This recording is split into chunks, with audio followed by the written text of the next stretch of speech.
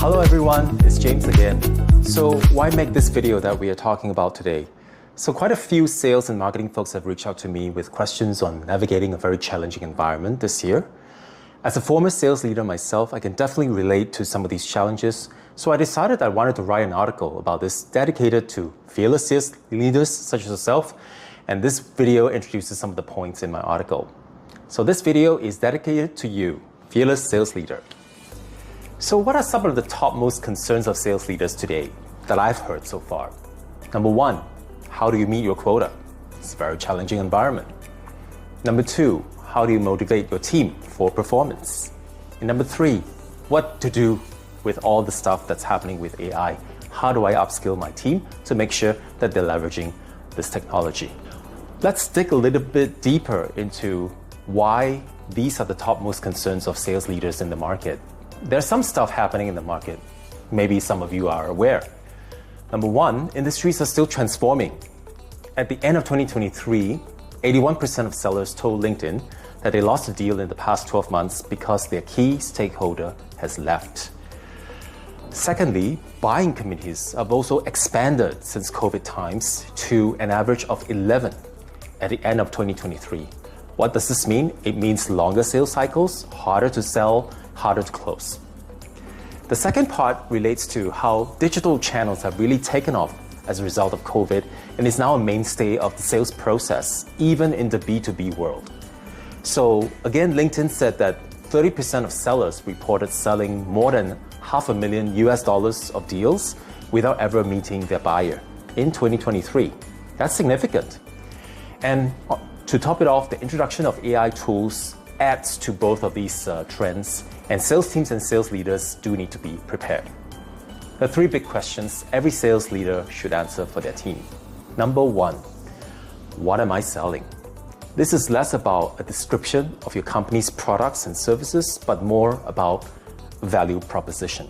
I do a lot of workshops with sales teams and marketing teams, and there's a little trick that I can just share with you here that you can try with your teams to kind of reframe that question about value proposition. So the statement is as follows: we sell what to who so that they can do what better, faster, cheaper, etc. Hope it works for you. The second question is, who is my customer?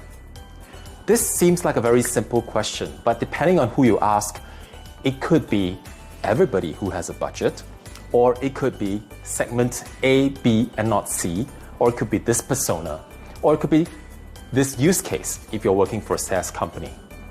Regardless of the case, if your organization has a segment, persona, or use case built, then that is your customer.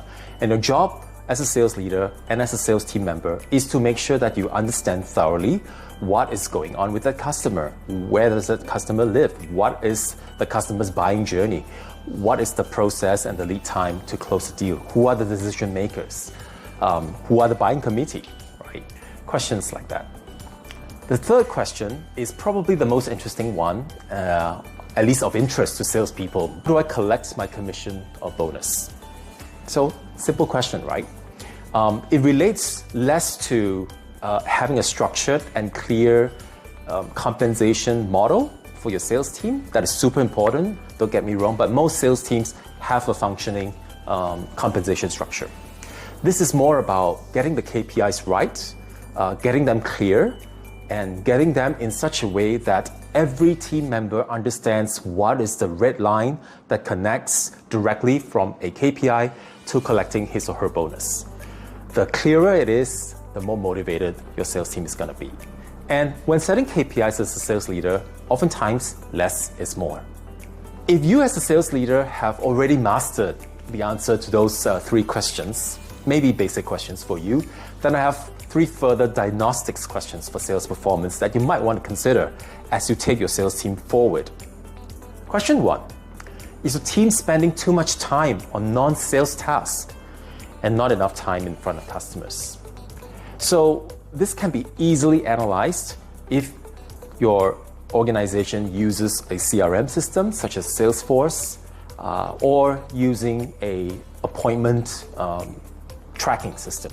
for your calendars and things like that. But as a sales leader, you also have access to tons of metrics and dashboards, and different organizations focus on different things. The few things that I tend to focus on are things like pipeline to revenue ratio, conversion, deal velocity, meeting frequency. These metrics applied at different stages of the pipeline tell me if the team is doing what they're supposed to do or they need a little bit of support. If, however, you find that your sales team is spending too much time on non-sales tasks, then you as a sales leader need to really intervene and understand what tasks can be reduced or minimized so that they are maximizing their time in front of the customer. Why is that important for a sales team? Because the sales team exists so that you can go out there and grab revenue and deals for the organization. And number two, if the sales team is not standing in front of the customer and spending time with them, which other department is it going to be? Simple question, right? The second question for diagnostic is maybe a simple one to say, but a harder one for many organizations to look into, which is, are you leveraging your marketing resources for lead generation and, to get closer to your account or large client?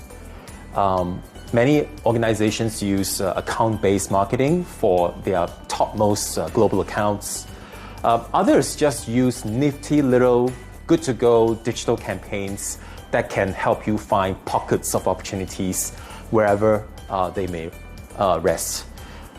Just make sure that you as a sales leader is reaching out the aisle to your marketing colleague and make sure that your marketing team becomes your new best friend. This can actually help you speed things up and put stuff at the top of your funnel for you. The last question is a tricky one, and it is more about you developing yourself as a sales leader. So the question goes, is your team a team or just a collection of individuals? A collection of individuals is quite common among sales teams because most sales team members have an individual quota and then they rise up the ranks because they overachieve their quota, and then at some point they might become sales leaders.